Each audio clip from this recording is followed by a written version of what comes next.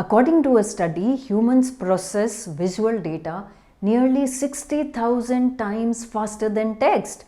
Hello friends, my name is Seema Gupta and today I will tell you how to use data visualization for marketing.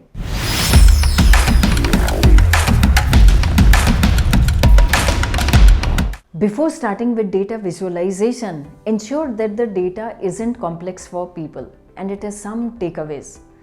Now, what are the types of visualization that you can use? Number one is bar graphs.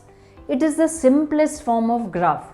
Use a bar graph when you want to compare many quantities having a common ground.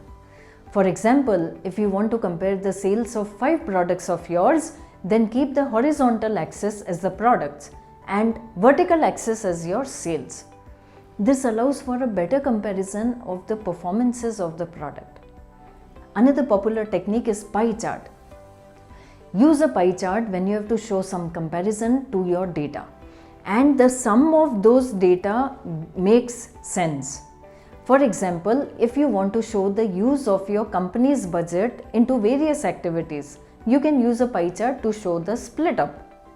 The main advantage of pie chart is that data is usually shown in percentages, and marketers always try for a pie chart because using percentages have found to have a greater effect on the viewers than using absolute numbers. Always make sure that the slices should be in an increasing order. Another popular technique is line graph. It's an excellent method of showing the trend of anything over time. For example, if you're making a marketing poster, you can show a rise in Google searches over a period of days or months using these graphs. Make sure to use solid or thick lines for greater readability. Make sure that your highest value should be approximately 2/3 the height of your vertical axis. Another popular tool is Meko charts.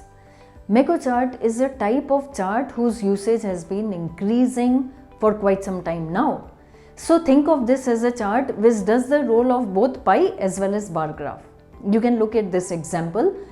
It not only shows the comparison of each region, but also shows the comparison between various compositions in each region. Do keep in mind to have an ascending or a descending order for your graphs to show a message or a trend. Also try to limit the composition of each graph to only 3 to 4 areas. Now another point to remember is visual practices. Just having the right graph is only half the job done. Use appropriate fonts, various color combinations, and it's very important. Usually using one bright color for the highest or lowest data and then subsequently using its gradients clearly shows the trend. Use contrasting colors to show a comparison between you and your competitors. Use bold and different fonts to highlight data, but limit yourself to not more than 3 fonts.